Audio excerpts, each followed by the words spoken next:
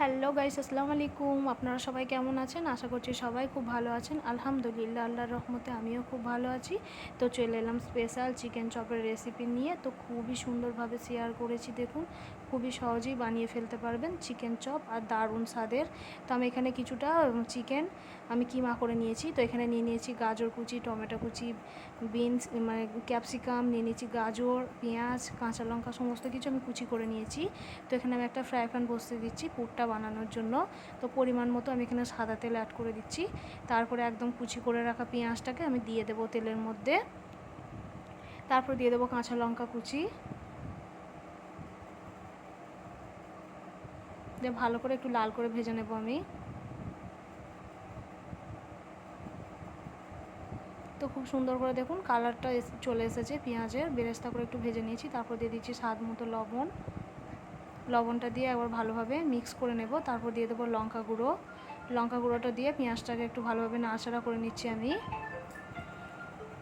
তারপরে দিয়ে দিচ্ছি কিমা করা চিকেনটা।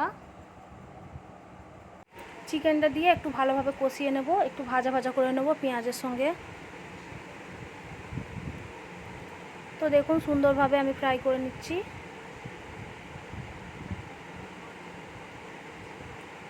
তো তেল ছেড়ে দিয়েছে চিকেন থেকে, দেখি বুঝতে পারছেন। তারপরে দিয়ে দিচ্ছি আদা রসুনের পেস্ট,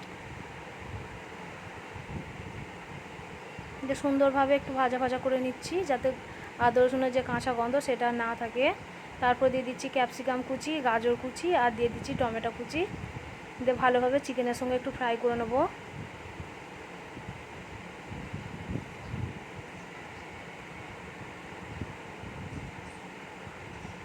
তো সুন্দরভাবে ফ্রাই করা হয়ে গেছে। তো এখানে আমি দিয়ে দিচ্ছি ব্ল্যাক পেপার, আর দিয়ে দিচ্ছি এখানে চিলি ফ্লেক্স। তো দুটো মিক্স করে রেখে দিয়েছিলাম, তো সেটা আমি এখানে 2 চামচ মতো দিয়ে দিলাম। ভালোভাবে একটু ভাজা ভাজা করে নিচ্ছি। তারপর দিয়ে দিচ্ছি ধনিয়া গুঁড়ো, তারপর দিয়ে দিচ্ছি জিরে গুঁড়ো, তারপর দিয়ে দেবো এখানে হলুদ গুঁড়ো। দিয়ে ভালোভাবে চিকেনটাকে কষিয়ে নিচ্ছি আমি, দেখুন। তো খুব ভালোভাবে কষিয়ে নিয়েছি, একদমই ভাজা ভাজা হয়ে গেছে। তো আমি 5 থেকে 6 মিনিট মতো একভাবে স্লো আঁচে কষিয়ে নিয়েছি। তারপর এখান থেকে দিয়ে দিচ্ছি আমি বড় সাইজের একটা আলু ম্যাশ করে দিয়ে দিচ্ছি। তো আলুটা দিয়ে খুব সুন্দর করে ভেজে নেব আমি।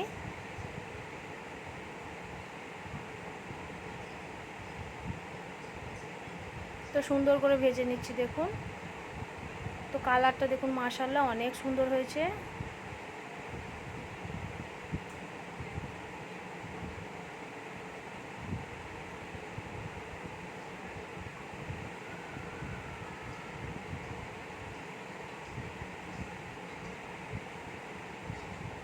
তারপর এখানে দিয়ে দিচ্ছি গরম মশলার গুঁড়ো।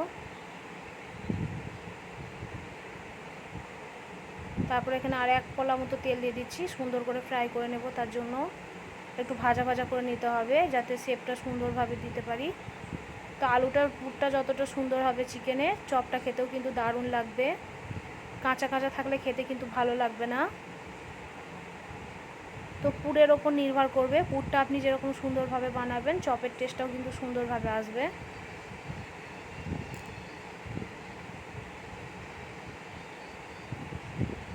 তারপর এখানে আমি দিয়ে দিচ্ছি, দেখুন চিকেন ফ্রাইয়ের যে একটু মশলা হয় সেটা দিয়ে দিচ্ছি। কালারটা দারুণ আসবে আর ফ্লেভারটাও দারুণ আসবে।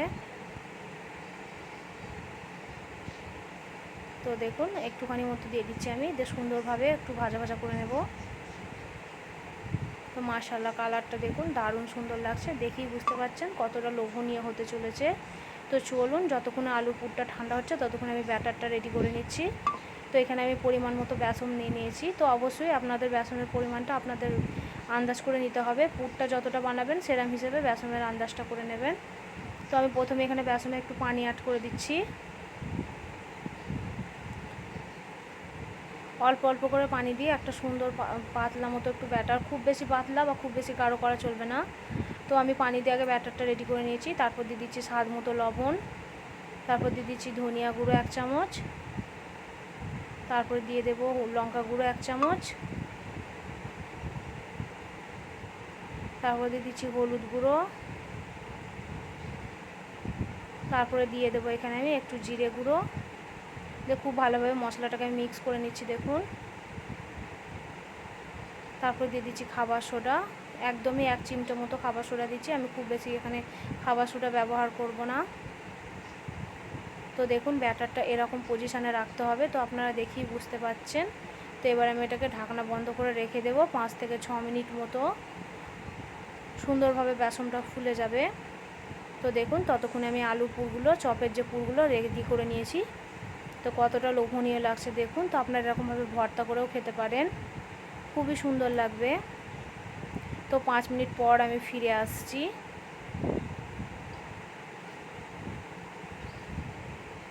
তো দেখুন অবশ্যই গরম অবস্থায় চপের শেপগুলো দিয়ে নিতে হবে। তো দেখুন বেসনটা কত সুন্দরভাবে ফুলে গেছে, দেখি বুঝতে পারছেন। তো আমি হাতের সাহায্যে একটু ভালোভাবে ফাটিয়ে নিচ্ছি।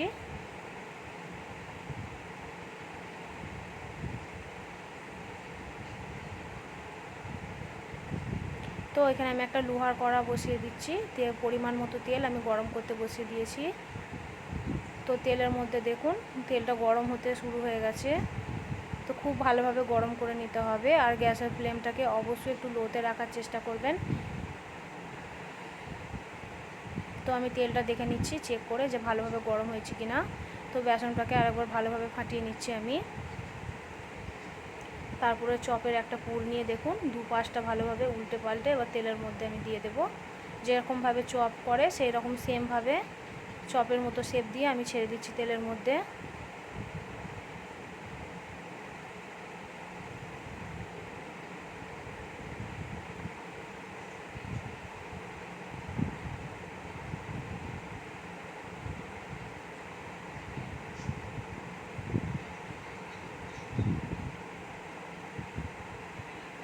তো এক এক করে চপগুলোকে আমি এখানে দিয়ে দিচ্ছি দেখুন।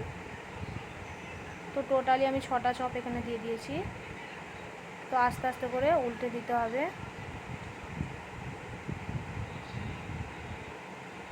তো কতটা ফুলকো হয়েছে দেখেই বুঝতে পারছেন। তো একটা একটা করে আমি সমস্ত চপগুলোকে উল্টে দিচ্ছি।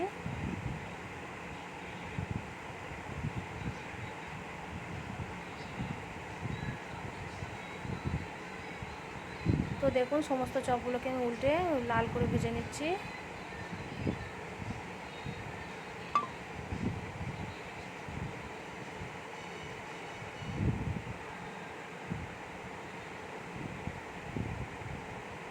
তো কতটা সুন্দর আর কতটা ক্রিস্পি হয়েছে দেখেই বুঝতে পারছেন।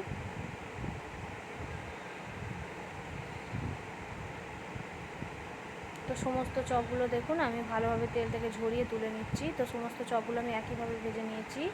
তো কতটা সুন্দর আর কতটা মুচমুচে আর কতটা ফুলেছে দেখেই বুঝতে পারছেন, কতটা সফট হয়েছে।